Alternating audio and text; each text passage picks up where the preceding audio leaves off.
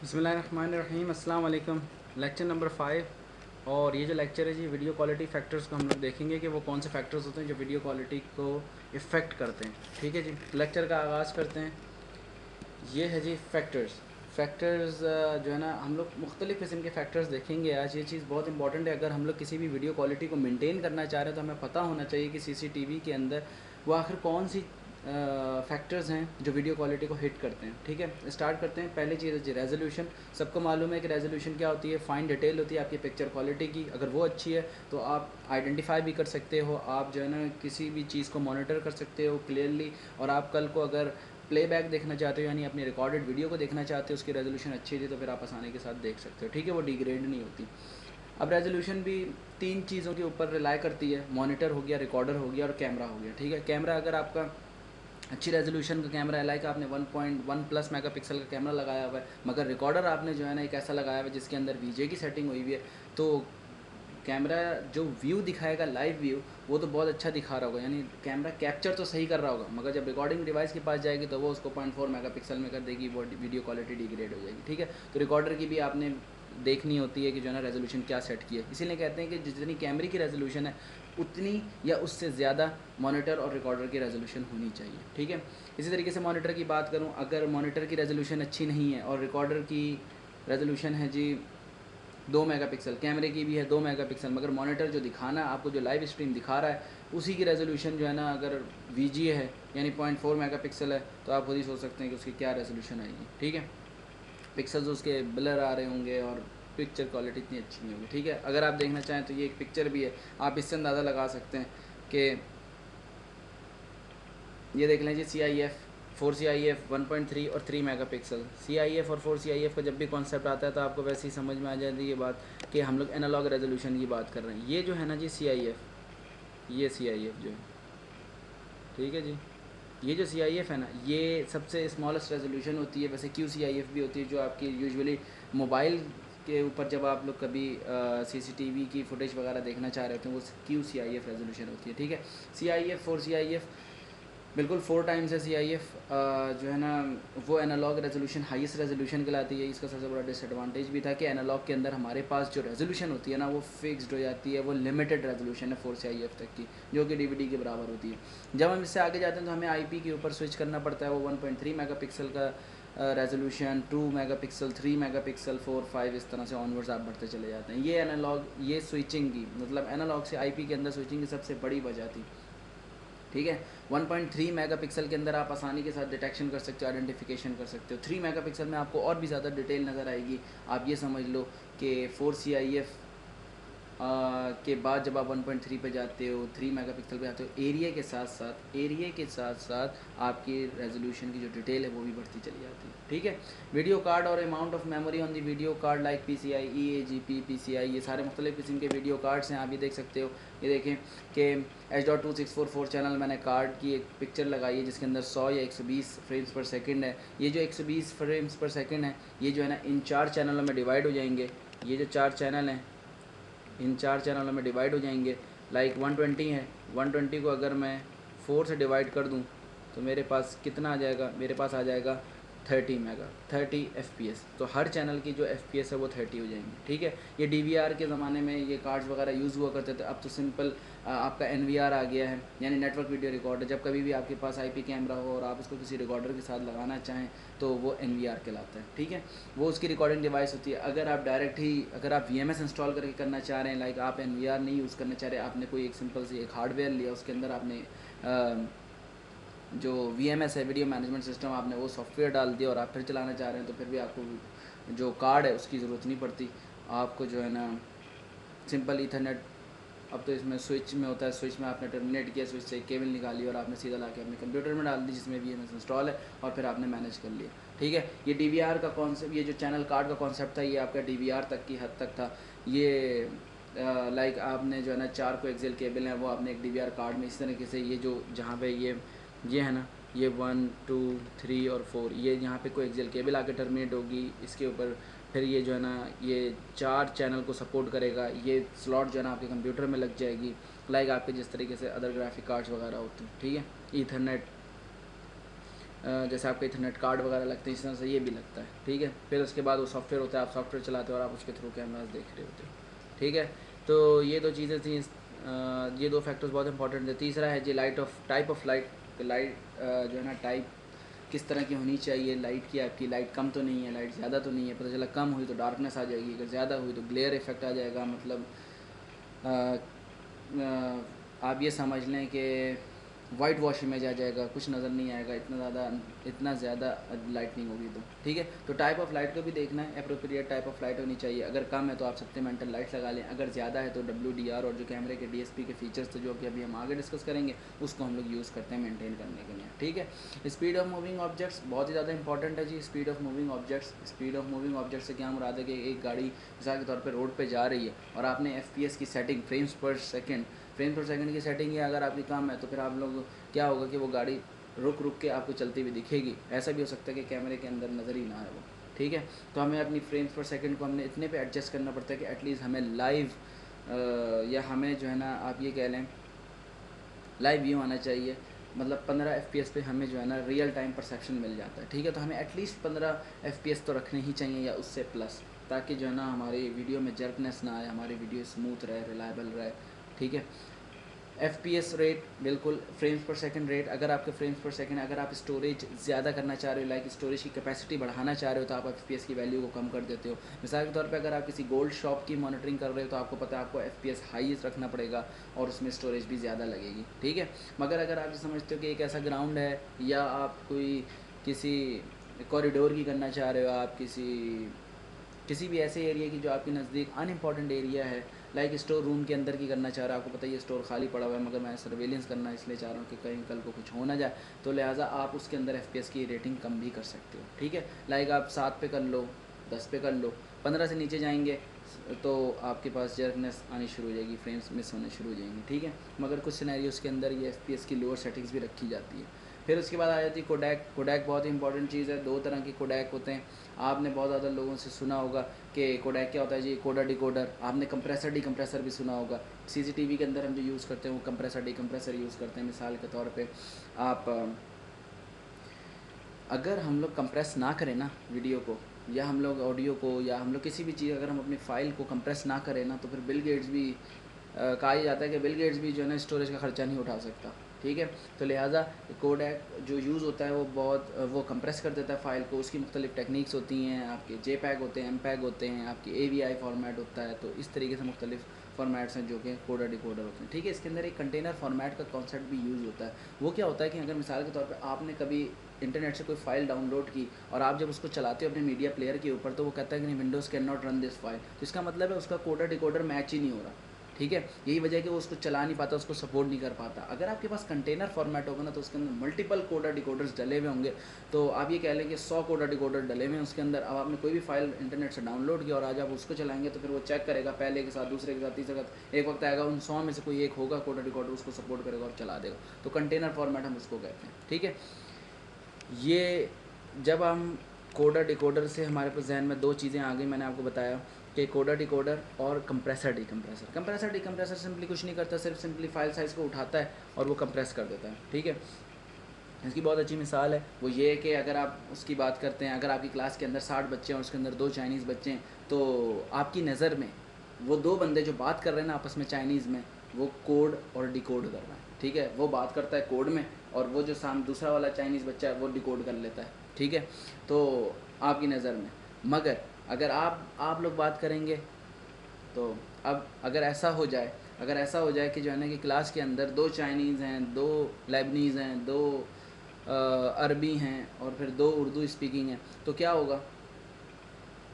ये हो गई आपके पास, ये कंटेनर फॉर्मेट की एग्जांपल मैं दे रहा हूँ। अब होगा क्या, क्लास के अंदर कोई भी एक नया टीचर आता है और वो उसको उर्दू पता है, तो फिर उसको पता है कि 2 बच्चे ऐसे हैं जो है ना उर्दू समझते हैं, उसको अपने मतलब का कोडर डिकोडर मिल गया, ठीक है। इसी तरीके से कल को कोई लेबनीज़ टीचर आ जाता है, उसको पता है हाँ यार इस क्लास में है, मगर अगर उस क्लास के अंदर 60 के 60 बच्चे सिर्फ उर्दू स्पीकिंग होंगे, तो फिर कल को कोई लेबनीज़ टीचर आता है, उसको कोडर डिकोडर मिलेगा ही नहीं अपना। वो कोड करने की कोशिश तो करेगा मगर डिकोडर ही नहीं। इसीलिए कहते हैं हर कोडर का एप्रोप्रिएट डिकोडर होता है, ठीक है। आगे चलते हैं जी। इसकी भी इसके ऊपर भी बहुत एक मतलब आगे लंबा लेक्चर है। मतलब कोडर डिकोडर की बात करते हैं। डाटा जो जनरेट होता है ना वो इनकोडर के ज़रिए होता है। ठीक है।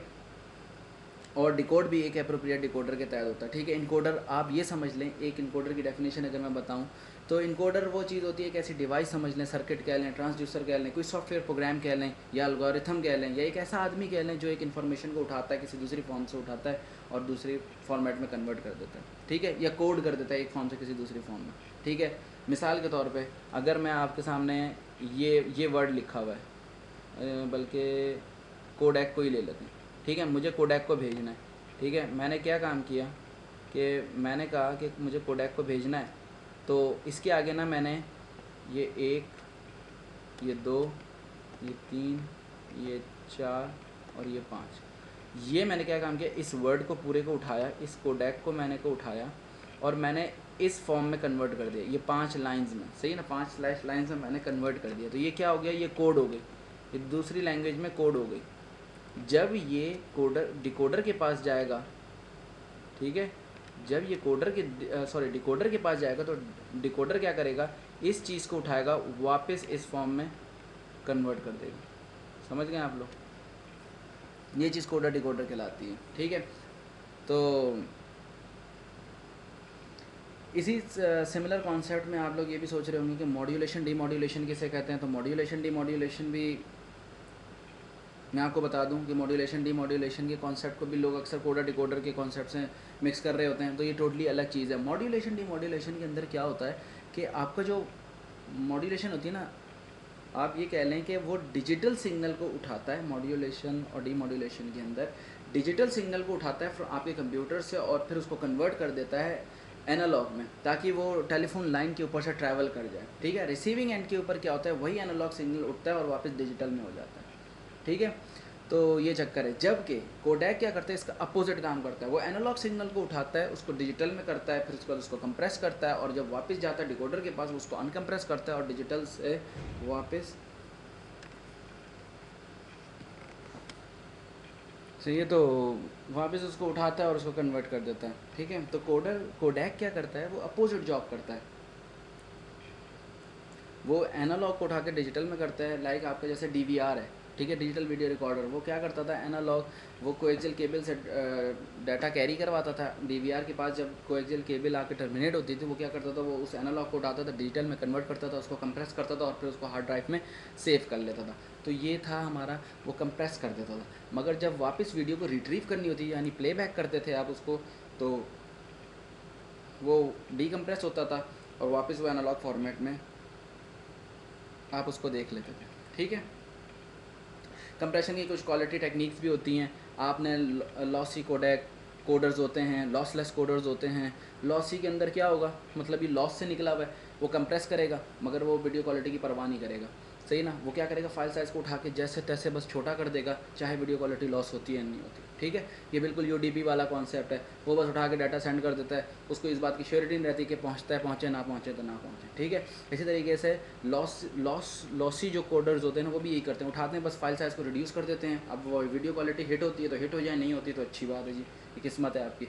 लॉसलेस कोडेक्स क्या होते हैं, वो टीसीपी की तरह भाई एक्नॉलेजमेंट का भी वेट करते हैं, एक्नॉलेजमेंट लेते हैं, श्योरिटी मांगते हैं, हर चीज़ हर काम करते हैं वो, ठीक है, वो पूरा काम करते हैं। लॉसलेस कोडर्स भी क्या होते हैं, वो भी इसी तरीके से कंप्रोमाइज़ नहीं करते वीडियो पे, वो उस हद तक फाइल्स को रिड्यूस करते हैं जब तक क्वालिटी कंप्रोमाइज़ ना हो, ठीक है। ऑडियो कोडर्स होते हैं, वीडियो कोडर्स होते हैं।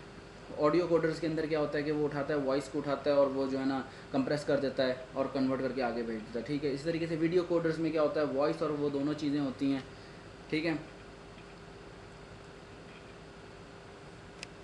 तो ठीक है जी, तो कोडेक आपको समझ में आ गया। कोडर डिकोडर होता है, कोडर क्या करता है, वो एक फॉर्म से उठाता है, किसी दूसरी फॉर्म में कन्वर्ट करता है, फिर कंप्रेस भी करता है और फिर उसके बाद जब डिकोडर के पास जाता है तो उसको डिकोड भी करता है और डीकम्प्रेस भी करके दिखाता है, ठीक है। तो अगर कोडर डिकोडर ना हो तो आपको पता है आपका फाइल साइज़ बहुत ज़्यादा बड़ा हो जाए और उसके अलावा स्टोरेज भी कम हो जाएगी, ठीक है। मतलब स्टोरेज की जो कैपेसिटी है ना वो बहुत ज़्यादा रिक्वायर्ड होगी फिर, ठीक है। आप यही देख लें, अगर आप हॉटमेल के ऊपर या याहू के ऊपर जाके कोई भी आप फाइल अटैच करते हो तो फिर आप कभी भी उसको PDF फॉर्मेट में नहीं करते, आप उसको JPEG वगैरह पे फॉर्मेट पे कर रहे होते हो ताकि जो है ना आपका फाइल साइज़ कम हो जाए, ठीक है। आप ज़्यादा पिक्चर और उसमें अपलोडिंग टाइम भी जो है ना उसका कम लगता है, ठीक है। Quality of the imaging chip, आप सभी वाकिफ़ हैं इस चीज़ से, ठीक है। ये चीज़ सेंसर कहलाती है, इसका दूसरा नाम दे दिया और कोई बात नहीं है। क्वालिटी इमेजिंग सेंसर की चिप की बहुत अच्छी होनी चाहिए। अगर अच्छी नहीं होगी तो क्या होगा, नॉइज़ ऐड हो जाएगी, इमेज बहुत ख़राब आएगा। CCD CMOS दो तरह के सेंसर्स थे, हमने पढ़ा था। ये सेंसर्स क्या करते थे, आपके ऑप्टिकल सिग्नल को उठाते थे, इलेक्ट्रॉनिक सिग्नल में कन्वर्ट करते थे, ठीक है। तो सेंसर की जो है ना, सेंसर को हाई सेंसिटिव होना चाहिए अगर लो लाइट है, और अगर लो सेंसिटिव है तो इसका मतलब है उधर हाई लाइट मौजूद होनी चाहिए, ठीक है। मतलब लाइटिंग कंडीशंस बड़ी अप्रोप्रिएट होनी चाहिए। तो क्वालिटी भी आपने चेक करनी है। ऐसा नहीं है कि लो लाइट के अंदर आपका कैमरा इनफ सेंसिटिव है ही नहीं और वो नॉइज़ ऐड हो रही है, ठीक है। जब नॉइज़ ऐड होगी तो बहुत सारे फैक्टर्स हैं जो भी हिट हो रहे होते हैं, लाइक आपकी जो, ठीक है जी। तो अब देखें, जितना ज़्यादा सेंसर का साइज़ बड़ा होगा उतनी हाई क्वालिटी होगी, ठीक है। उसका समझ लें पिक्सल साइज़ ज़्यादा बड़ा होगा। अगर लो लाइट होगी तो वो डिटेक्ट भी कर सकता है, इवन लो लाइट में भी जो है ना वो डिटेक्ट कर सकता है, मगर और एक अच्छा आउटपुट भी देगा। हायर सेंसिटिविटी होगी क्योंकि पिक्सल साइज़ बड़े होंगे, ठीक है। मगर अगर जब आप लार्जर साइज़ यूज़ करते हो ना सेंसर का, तो उसकी कॉस्ट भी बढ़ जाती है, ठीक है। आपने सारी चीज़ों को मद्देनज़र रखते हुए करना है। सेंसर के ऊपर भी पूरा एक लेक्चर था, ठीक है। CCD कैसे काम करता है, CMOS वगैरह कैसे काम करता है, उसके क्या फैक्टर्स थे, ठीक है। टाइप ऑफ द DSP, ये इसको, इस वाले को हम लोग जो है ना, आप ये कह लो कि इस चीज़ को हम लोग क्या कहते थे, ब्रेन ऑफ ए सिग्नल कहते थे, सही है ना। Brain of the camera, sorry, brain of the camera कहते थे DSP को। DSP मैंने आपको बताया था कि DSP क्या काम करती है, डिजिटल सिग्नल प्रोसेसिंग। ये इससे पहले जो है ना, DSP से पहले हम लोग ICs वगैरह यूज़ किया करते थे, मगर उसके अंदर उसके काफ़ी रीज़न थे जिसकी वजह से हम लोग DSP पर स्विच कर गए। रीज़न कुछ ये थी कि उसके अंदर C प्रोग्रामिंग वगैरह यूज़ होती थी, उसकी कोडिंग बहुत ज़्यादा बड़ी होती थी, कैमरे का साइज़ बड़ा हो गया था, उसके हेड का, कैमरे के हेड का साइज़ बड़ा हो गया था। तो लिहाजा DSP जो है ना, DSP को लॉन्च किया गया। इसके अंदर हम लोग ने असेंबली लैंग्वेज को इंट्रोड्यूस करवाया। असेंबली लैंग्वेज से क्या हुआ कि जो C लैंग्वेज के अंदर, IC के अंदर आप लोग 1000 लाइनों का प्रोग्राम लिखा करते थे, वो DSP के अंदर 100 लाइनों का हो गया, ठीक है। उसके अलावा इसके अंदर इनरिच फीचर्स आ गए बहुत आसानी के साथ। एक ही प्रोसेसिंग चिप थी, उसके अंदर कई ज़्यादा फीचर्स आ गए, लाइक आपके WDR वाइड डायनामिक रेंज आ गया, BLC आ गया, बैकलाइट कंपनसेशन, इमेज इन्हेंसमेंट आ गया, डिजिटल नॉइज़ रिडक्शन आ गया, इमेज स्टेबलाइजेशन आ गया। मतलब सारी चीज़ें जो है ना इस DSP की एक चिप ने कर लिया। कैमरे का हेड का साइज़ छोटा हो गया, ठीक है। तो टाइप ऑफ DSP आपने देखना है, दो तरह की टाइप्स होती थी, स्टैंडर्ड और प्रीमियम। ये भी हम डिस्कस कर चुके हैं पिछले में। स्टैंडर्ड सिर्फ सिंपली सिग्नल को उठाती थी, इनरिच करती थी और ख़त्म, जबकि जो प्रीमियम थी वो बिल्कुल सारी चीज़ें करती थी, BLC, WDR और जितने भी आप लोग डाटा शीट के अंदर जितने भी आप लोग वो ऑप्शंस देखेंगे वो सारे DSP ही कर रहा होता है, ठीक है। फिर लाइट सेंसिटिविटी को अभी ऊपर भी हमने देखा था टाइप ऑफ लाइट के अंदर, और थोड़ा सा हम लोगों ने क्वालिटी ऑफ इमेजिंग चिप में भी देख लिया। लाइट सेंसिटिविटी क्या है कि लाइट कितनी ज़्यादा सेंसिटिव है, लाइक आपकी एम्बियंट लाइट कितनी ज़्यादा है।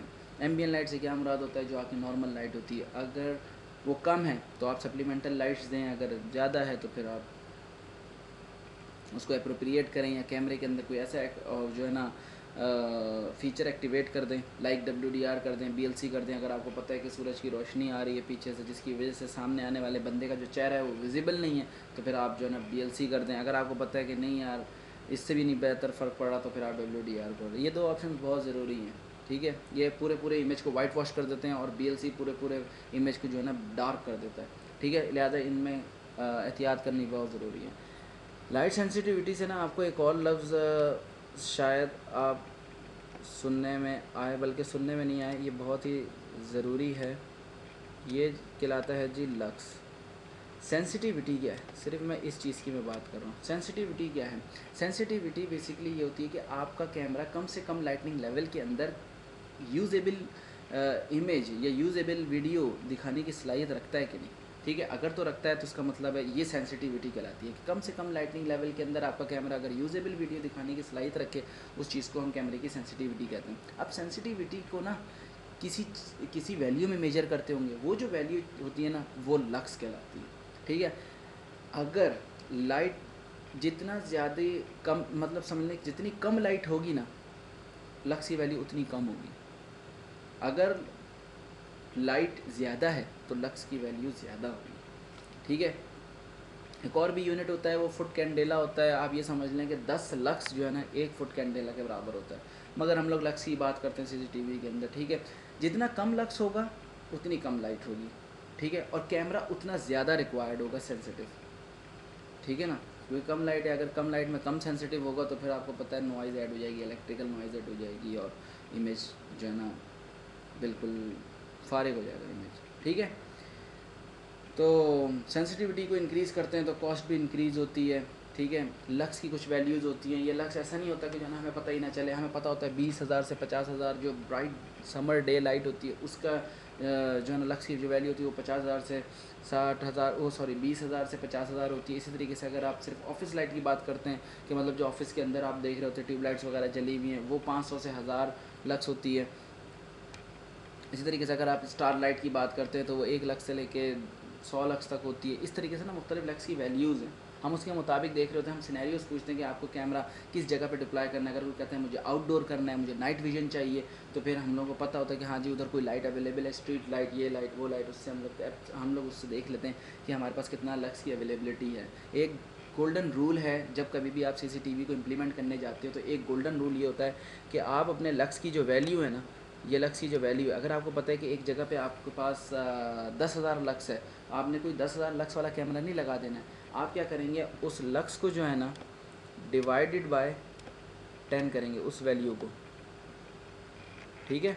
यानी लक्स की वैल्यू कितनी है, सपोज़ करें 10,000 है, तो फिर आप उधर 10,000 लक्स वाला नहीं लगाएंगे, आप उस 10,000 को डिवाइड बाय 10 करेंगे, ये बन जाएगा 1000। तो 1000 लक्स वाला आप उधर कैमरा लगाएंगे, ताकि कल को खुदा न खास्ता अगर आपके लाइटिंग लेवल्स में कमी बेशी भी होती है तो फिर आपका कैमरा देखने की सलाहियत रखे, ठीक है।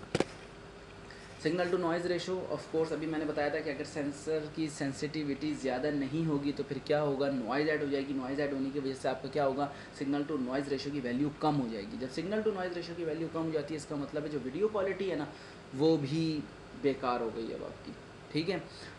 जिस तरीके से आप चैनल को ट्यून करते हैं, जब आप टीवी पे एक चैनल से दूसरे चैनल को ट्यून कर रहे होते हैं तो बीच में देखा है कुछ आपके पास एक ऐसा इमेज आ जाता है जिसके अंदर कुछ नहीं आ रहा होता, मगर उसके अंदर कुछ बबल्स टाइप के आपको नज़र आ रहे होते हैं वाइट। जब आप ये समझ लें, सिंपल आपने टीवी चलाई हुई, पीछे से केबल की लीड निकाल दो तो देखा किस तरीके की आती है। या उससे भी ज़्यादा अच्छी एग्जांपल जो पाकिस्तान, इंडिया और एशियन रीजन में रहते हैं उनको तो ज़्यादा अच्छी तरीके से ये बात समझ में आएगी कि आप अगर केबल देख रहे हैं, अचानक लाइट चली जाती है, सॉरी लाइट कह रहा हूँ, केबल की जो केबल जहाँ से आ रहा है वो अगर वो ड्रॉप हो जाता है या कोई केबल टूट जाती है बीच से, तो आपने देखा आपके टीवी पे कुछ नहीं आ रहा होता है, एक शोर आ रहा होता है, वो कहलाता है नॉइज़। ये नॉइज़ होती है, वो हल्की हल्की नॉइज़ ऐड हो जाती है, सही है ना। अक्सर आप रात के अंधेरे में अपने मोबाइल से भी कोई फ़ोटो खींचें तो उसके अंदर भी नॉइज़ ऐड हुई होती है, ठीक है। तो सिग्नल टू नॉइज़ रेशो आपको ये बताता है कि ये सिग्नल और नॉइज़ दोनों में से कौन सी चीज़ सबसे ज़्यादा स्ट्रॉन्ग है और किस रेशो से चल रही है।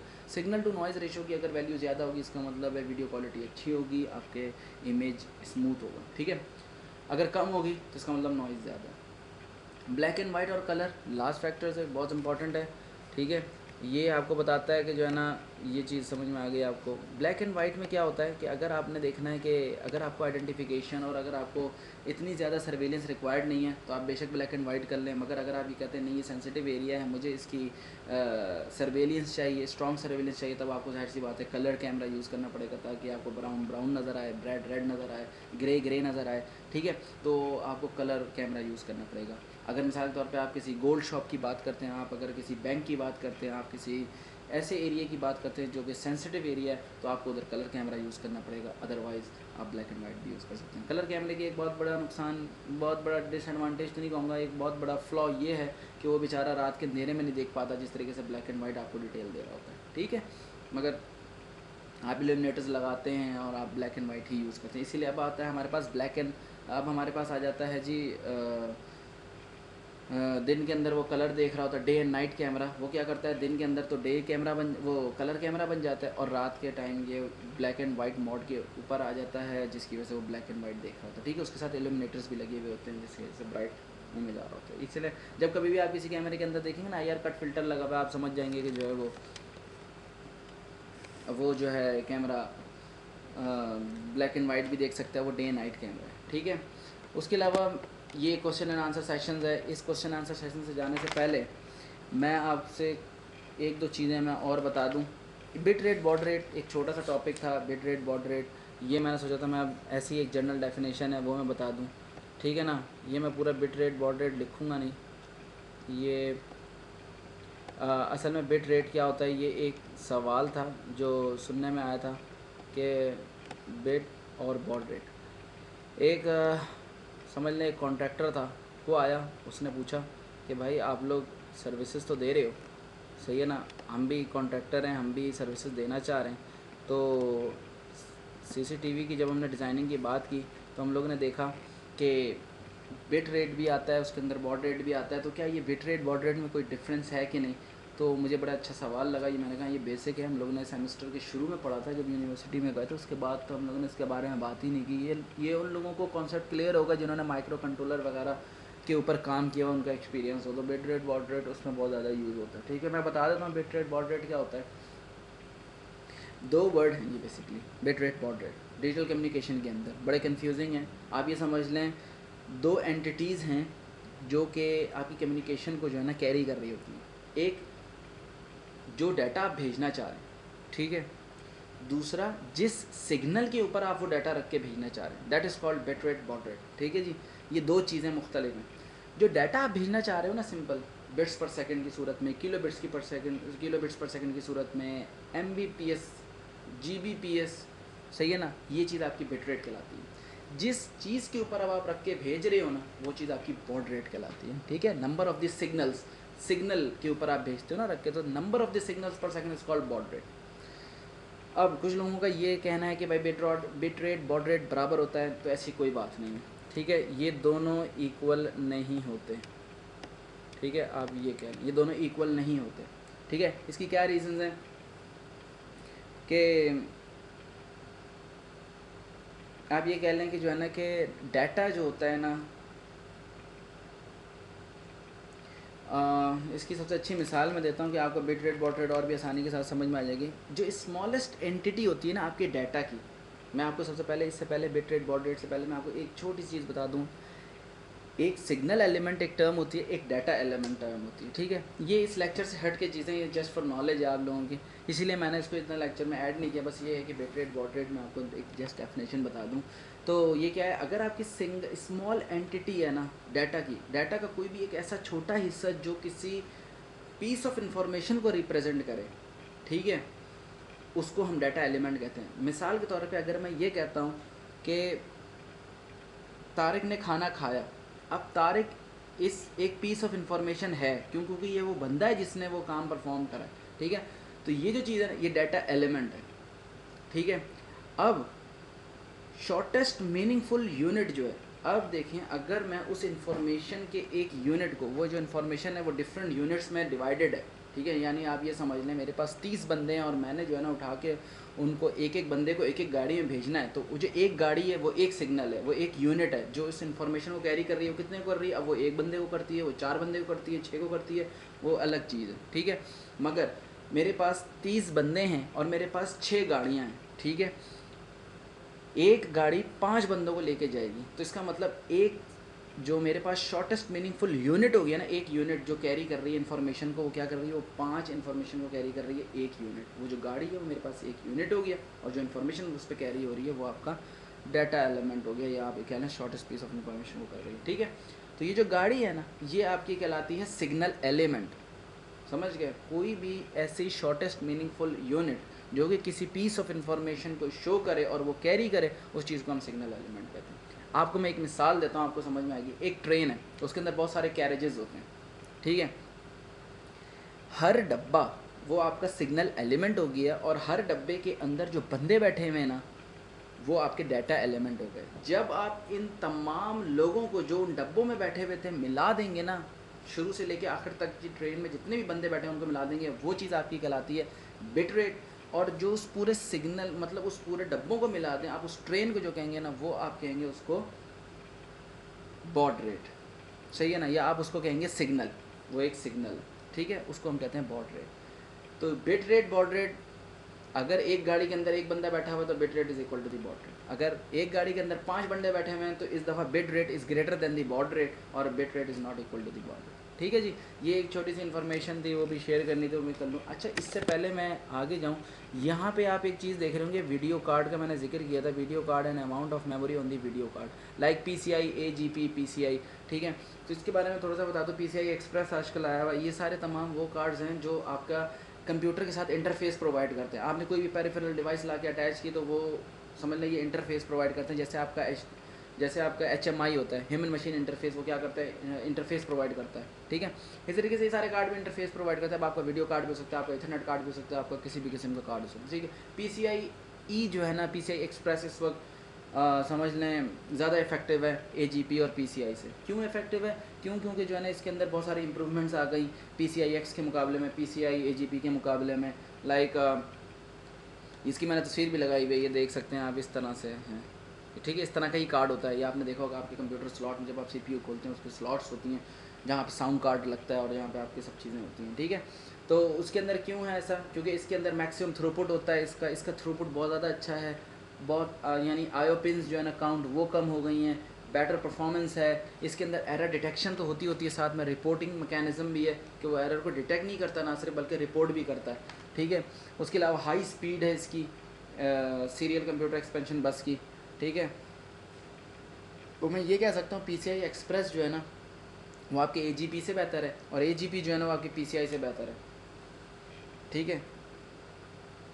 तो ये चीज़ भी मैंने सोचा मैं थोड़ी सी वो बता दूं आपको। जो इसके अंदर जाहिर सी बात है, जब आप ये कार्ड यूज़ करते हैं तो उसका कोई ना कोई ड्राइवर होता है, वो अपडेट होना चाहिए, ठीक है। कोशिश ये होनी चाहिए जो विंडोज़ आप यूज़ कर रहे हैं उसका नेटिव ड्राइवर होना चाहिए, सेम उसी विंडोज़ ने बनाया हो, ठीक है। आपको ये सब तो बल्कि मेरे ख्याल है हर बच्चे को पता ही है कि जो आपका साउंड कार्ड होता है ना उसका जो मैन्युफैक्चरर, आप उसी का ही रेकमेंड करता ड्राइवर यूज़ करें, वरना तो कुछ प्रॉब्लम्स होती हैं, ठीक है। वैसे चाहें तो आप कुछ अगर ओपन इंटरफेस हैं, जो मतलब जो ओपन स्टैंडर्ड्स हैं, आप चाहें तो उनका भी यूज़ कर सकते हैं, मगर ये होता है जो रेकमेंडेड वे वो यही है, जो मैन्युफैक्चर होता है उसी का ही आप जो साउंड कार्ड ले रहे हैं तो उसी का ड्राइवर यूज़ करें, ठीक है।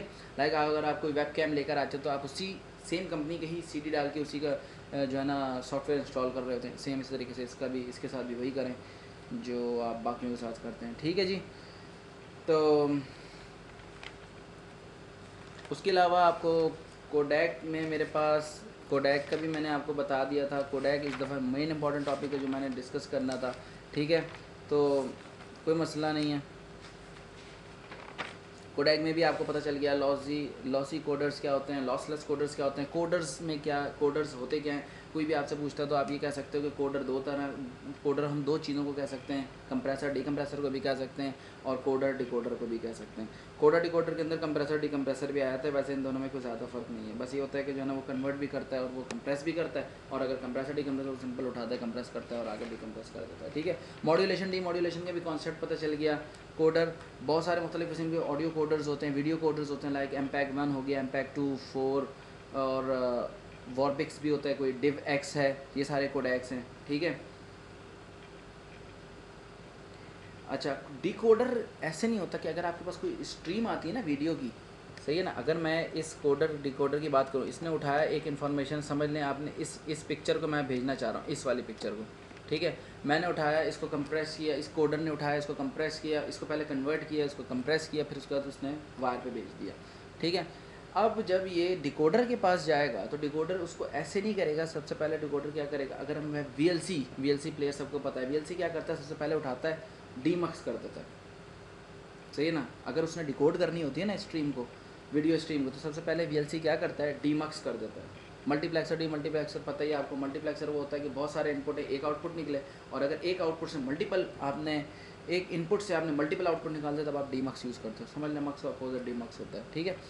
तो VLC उठाता है, क्या करता है, सबसे पहले डीमक्स कर देता है। इसका मतलब ये हुआ कि उसने ऑडियो का सिग्नल अलग कर दिया, वीडियो का सिग्नल अलग कर दिया, और आपने अक्सर ऑडियो वीडियो जब आप फिल्म देख रहे हो तो उसके नीचे सब टाइटल्स आ रहे होते हैं, उसका भी सिग्नल उसने अलग कर दिया, सब टाइटल्स का भी सिग्नल उसने अलग कर दिया, और फिर उसने तमाम को पास किया डिकोडर से, सही है ना। फिर उसके बाद क्या हुआ जी, मैथमेटिकल प्रोसेसिंग हुई उसके अंदर, और फिर उसने डिकम्प्रेस कर दिया स्ट्रीम को, सही है ना। तो ये चीज़ है। पर्टिकुलरली अगर मैं MPEG की बात करता हूँ ना, अगर मैं आपसे कहता हूँ कि मैं आपसे MPEG की बात करूँ, ये MPEG का आपने बहुत नाम सुना हुआ होगा कि हर आप जाते हैं एमपैक की इमेजेस भी देखे होंगे आपने, और आपने एमपैक, ठीक है, तो एमपैक के जब आपने इमेजेस भी देखे होंगे तो एमपैक एक ऐसा, एमपैक भी एक कोडैक है, ठीक है, तो उसके बहुत सारे वर्जन्स हैं, एमपैक 1 है, 2 है, 4 है, इस तरीके से, ठीक है। ये एक कंटेनर फॉर्मेट है, मैंने आपको बताया कंटेनर फॉर्मेट के अंदर क्या होता है, बहुत सारे फॉर्मेट्स होते हैं, बहुत सारे कोडर डिकोडर्स डले हुए होते हैं, ठीक है। जब आपको कोई भी एप्रोप्रिएट चाहिए होता है तो आप कंटेनर फॉर्मेट आप इंस्टॉल कर लें, तो फिर आपके पास मुख्तलिफ़ किस्म की भी जो फाइल्स होती हैं वो चल जाएंगी आसानी के साथ, ठीक है। जब हम लोग प्ले करते हैं ना एमपैक की वीडियो फाइल को डीवीडी से, ठीक है, तो जो एमपैक स्ट्रीम होती है ना, वो एक्चुअली जो कंपोज्ड होती है, जो एमपैक स्ट्रीम की बात करूँ, जो वीडियो स्ट्रीम है, वो जो कंपोज होती है ना, वो सेवरल स्ट्रीम से मिल के होती है, सही है ना। जब बहुत सारी स्ट्रीम एक साथ हो उसको हम एलिमेंट्री स्ट्रीम कहते हैं, ठीक है, वो ES कहलाती है। ये एमपैक से मैं रिलेटेड थोड़ी सी चीज़ बता रहा हूँ, ये एक छोटा सा आर्टिकल था जो मुझे बड़ा अच्छा लगा, मैंने सोचा ये भी मैं शेयर ही करता हूँ जब हम लोग स्ट्रीमिंग की बात ही कर रहे हैं, ठीक है। एलिमेंट्री स्ट्रीम एक टर्म होती है, जब आप कभी भी DVD से आप अपनी एमपैक वीडियो को चलाते हो ना, तो वो जो एक्चुअली एमपैक स्ट्रीम होती है ना, वो बहुत सारी स्ट्रीम से मिल के बनी हुई होती है, उस बहुत सारी स्ट्रीम से जो मिल के बनी हुई होती है, उस चीज़ को, उस स्ट्रीम को हम लोग एलिमेंट्री स्ट्रीम कहते हैं। अब एक स्ट्रीम होती है वीडियो की, एक स्ट्रीम होती है ऑडियो की, एक स्ट्रीम होती है सबटाइटल्स की, वगैरह वगैरह, ठीक है। ये जो डिफरेंट स्ट्रीम्स हैं ना, जब ये आपस में मिक्स हो जाती हैं ना और ये एक सिंगल प्रोग्राम बन जाए ना, उस चीज़ को हम लोग कहते हैं प्रोग्राम स्ट्रीम, ठीक है। एलिमेंट्री स्ट्रीम वो होगी जो बहुत सारी स्ट्रीमों से मिलके बनी, जब वो मिलके अगर एक प्रोग्राम स्ट्रीम बन जाए उसको हम प्रोग्राम स्ट्रीम कहते हैं। अब इस प्रोग्राम स्ट्रीम को हम लोगों ने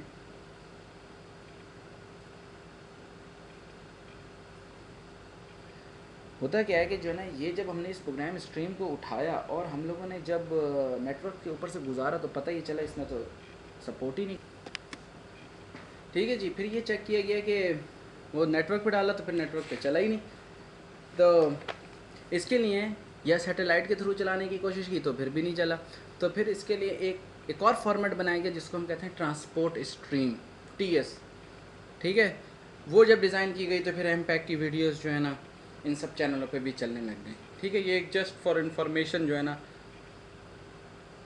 आपसे शेयर करनी थी तो कर, ठीक है। ये थे तमाम फैक्टर्स जो वीडियो क्वालिटी के ऊपर इफेक्ट करते थे, रेजोल्यूशन, वीडियो का टाइप ऑफ लाइट और नीचे ये सारे, ठीक है। क्वेश्चन एंड आंसर सेशन बहुत इंपॉर्टेंट सेशन है जी ये।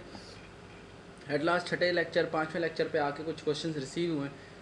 एक लड़के ने सवाल किया जी, अगर एक कैमरा 5वें फ्लोर पे अगर हम लोग फिट कर दें और DVR हमारे फर्स्ट फ्लोर पर है, केबल एवरीथिंग इज़ फाइन है, मगर हमें कैसे पता चलेगा कि whether the camera is working और नॉट। तो देखें जी, जब आप अपने कैमरा आपके 5th फ्लोर पर है, DVR आपको फर्स्ट फ्लोर पर है, ठीक है, आपने केबल खींची सीधा कोई एक्सेल ला के आपने टर्मिनेट की, देखें ये नेटवर्किंग तो है नहीं, ये आपका IP कैमरा तो है नहीं जिसके अंदर आपको IP सेट करनी पड़े, आपको सॉफ्टवेयर की IP देनी पड़े, फिर उसके बाद आपको जो है ना आपके पास फिर स्ट्रीमिंग आए, ठीक है। ये सिंपल कोई एक्सेल केबल है, अगर आपकी कोई एक्सेल केबल सही टर्मिनेट हुई है और आपकी कोई एक्सेल केबल सही है, आपने सही टर्मिनेशन की हुई है, वीडियो आपको नज़र आ जाएगी ना आपकी कंप्यूटर स्क्रीन के ऊपर, ठीक है, या आपकी मॉनिटर डिवाइस के ऊपर, आपकी डिस्प्ले डिवाइस के ऊपर आपको नज़र आएगी। तो अगर आपका वीडियो आ जाए आप समझ जाएँ जी बिल्कुल सही है सब चीज़ें, अगर नहीं है तो इसका मतलब केबल में फॉल्ट है, ठीक है। ये जो आपने वेदर लिखा है ना WEATHER, ये जो वेदर होता है मौसम होता है, ये WHETHER होना चाहिए, क्योंकि ये वेदर के अगर आप ये कह रहे हैं कि वेदर कैमरा जो है ना वो वर्किंग करता है नहीं करता, तो उसकी कुछ IP रेटिंग्स होती हैं, वो भी मैं आगे चल के बताऊँगा। हमें पता होता है कि जो है ना कि हम लोगों ने किस तरह के कैमरा यूज़ करने, ठीक है। How much lecture of CCTV और सर जी प्लीज़ जल्दी कर दिया करें। तो जी बिल्कुल, इंशाल्लाह मेरी कोशिश होगी अब जल्दी जल्दी वीडियोज़ अपलोड की जाए। एक टाइमलाइन तो फिक्स करो सर जी, तो टाइमलाइन बस दुआ करें जल्दी हो जाए, ठीक है सर। जब CCTV सर्वर फुल हो जाए तो फिर उसमें जो रिकॉर्डिंग होती है उसको क्या करते हैं। देखिए जी, जब रिकॉर्डिंग फुल हो जाती है ना तो फिर दो ऑप्शन होते हैं हमारे पास, या तो आप ओवर राइट करवा दें, ठीक है, जो लास्ट इन्फॉर्मेशन थी वो निकलती जाएगी और ऊपर नई इन्फॉर्मेशन आती चली जाएगी, ठीक है। ये ओवर राइट का सिलसिला चलता रहेगा। लोगों से अगर आप पूछें तो लोगों कभी आपने आप अपनी बात ले लें, लाइक आपने जो है ना डाटा डाला, ठीक है, अपने कंप्यूटर में डाटा डाला, आपने कहा यार बस मुझे पिछले 2 साल का डाटा चाहिए, बस उससे ज़्यादा पुराना नहीं चाहिए, तो आप क्या होगा, आप 2 साल की लिमिट सेट कर लेंगे कि 2 साल में आपको कितनी टेराबाइट चाहिए, सपोज़ कितनी गीगाबाइट चाहिए। आपने कहा यार सपोज़ करो मुझे 100 गीगाबाइट चाहिए 2 साल के डाटा के लिए, तो अब आप हर 100 गीगाबाइट के बाद ओवरराइट करवा लें। आपको क्या ज़रूरत है 20-25 साल का डाटा रखने की। इसी तरीके से बैंक्स में, इसी तरीके से हर जगह पे ना एक लिमिटेशन होती है। तो वो ये कहते हैं कि यार हमें इतने दिनों का बैकअप चाहिए, उसके बाद बेशक ओवरराइट हो जाए, मसला नहीं है। मतलब लास्ट 5 महीने का हमें चाहिए हर हाल में, तो लास्ट 5 महीने का डाटा रखते हैं और ओवरराइट कर लेते हैं। दूसरा तरीका ये, अगर वो आप कहते हैं कि नहीं यार मुझे सारी ज़िंदगी का ही चाहिए, तो जब जब डाटा, जब जब हार्ड डिस्क आपकी फुल हो जाए, निकालें दूसरी लगाएं, फिर उसको फुल करें, निकालें दूसरी लगाएं। तो एवरी टाइम आपको ये कोई चेंज करनी पड़ेगी। मगर अब जो है ना आपके पास रेट सिस्टम वगैरह आ गया जो कि आईपी कैमरा के अंदर है, मगर स्टोरेज बहुत महंगी हो जाएगी आपके लिए, ठीक है। Looking for practical work of the CCTV, how they are equipped, wired, where to set up DVR and things like that। तो जी बिल्कुल, पहले आपको चीज़ें मालूम हो जाएं। प्रैक्टिकल वर्क देखें सब चीज़ें होंगी, मगर इसका पहले मैंने आपको पहले बताया था कि सीसीटीवी का शुरू, बल्कि आगाज़ में मैंने बताया था कि जो है ना मैं सीसीटीवी की थ्योरी के ऊपर फोकस करूँगा, ठीक है। जब थ्योरी कंप्लीट हो जाएगी तो फिर उसके बाद मैं आपको डायग्राम्स वगैरह इसी थ्योरी के अंदर सब चीज़ें दिखाऊंगा कि किस तरीके से कनेक्टिविटी होती है, किस तरीके से कैमरा काम करते हैं, फीचर्स क्या होते हैं, ये सब वगैरह, ठीक है। तो इसमें कोई परेशान होने की बात नहीं है। और आप लोग ये DVR के सेटअप पूछ रहे हैं, DVR को तो कोई पूछता भी नहीं है, सिर्फ एशियन रीजन्स के अंदर पूछते हैं, वरना सारे लोग NVR ही यूज़ कर रहे हैं, सही है। इवन यूके ने भी अब स्टार्ट कर दिया है, कैमरे का सबसे बड़ा हब जो है ना यूके है इस टाइम, मगर उसने भी अब जो है ना NVR की डिप्लॉयमेंट स्टार्ट कर दी है, ठीक है। एक और क्वेश्चन जी, लास्ट वाला सवाल थोड़ा सा मेरी कुछ समझ में नहीं आया। प्लीज़ बेसिक लेवल से इलेक्ट्रॉनिक्स का लेक्चर भी अपलोड कर दें। तो इलेक्ट्रॉनिक्स एक दूसरी फील्ड है और ये CCTV एक दूसरी फील्ड है। अगर CCTV के अंदर कोई भी इलेक्ट्रॉनिक की टर्म यूज़ होती है इवन, तो मैं उसको बड़ा बेसिक से लेके चल के डिफाइन करता हूँ। लाइक अभी आप देख लें, मैंने अगर कार्ड्स का जिक्र किया था तो मैंने उसके अंदर PCI भी बताया, PCIe भी बताया, इस तरह सारी चीज़ें मैंने बताई। देखें इससे ज़्यादा बेसिक्स पे उतरना है इसका, मैं सॉरी, आई एम सॉरी, आप जो है ना गूगल आप इसको करें। आप अगर आपको कोई भी टर्म नहीं समझ में आती, आपको स्पेसिफिकली टर्म आप पूछ सकते हैं फेसबुक के ऊपर। आप कोशिश कीजिए आप लोग कि आप फेसबुक के ऊपर पूछा करें, ताकि उधर जो है ना आंसर करना ज़्यादा आसान है, ठीक है जी। ये थे क्वेश्चन एंड आंसर। तो ये जो क्वेश्चन नंबर 4 है ना कि सर जब CCTV सर्वर फुल हो जाए, तो ये मैंने इसका फेसबुक पे भी लेक्चर, सेम लेक्चर नंबर 4 के ऊपर ही जवाब भी दिया हुआ है, चाहें तो आप उधर से भी जाके पढ़ सकते हैं, ठीक है। या तो आप सेपरेट रिकॉर्डिंग करते चले जाएँ, आप जो है हार्ड डिस्क फुल हो चेंज करते चले जाएँ, दूसरा ये होता है ऑप्शन कि आप ओवरराइट करते चले जाएँ, ठीक है। ये जी आपका आ गया जी, thank you very much. Next lecture के साथ जो है ना हम लोग हाजिर होंगे अब इंशाल्लाह, लेक्चर नंबर 6। लेक्चर नंबर 6 के अंदर हम लोग देखेंगे कि क्या वजूहत थी कि हमने एनालॉग की दुनिया को हमने खैराबाद किया है कि हम लोग जो है ना IP की ट्रांजिशन की तरफ चले गए, ठीक है। इसके रीज़न्स हम लोग देखेंगे। वो देखने के बाद हम लोग फिर इंशाल्लाह टाइप्स ऑफ द कैमराज देखेंगे। यहाँ पे अब आपका सिलेबस इंशाल्लाह, या जो भी आप इसको कह लें, जो कोर्स ऑफ कंटेंट्स हैं वो आपके आगे बढ़ेंगे। हम वो ऐड लेंगे, उसके बाद कंप्रेशन टेक्निक, फिर उसके बाद वीडियो, फिर उसके बाद मुख्तलिफ़ चीज़ें हैं कि रेट क्या है, फिर उसके बाद स्टोरेज कैलकुलेशन क्या है, ठीक है। ये सारी चीज़ें भी हम लोग देखेंगे। अपना बहुत ज़्यादा ख्याल रखिएगा। अल्लाह हाफ़िज़।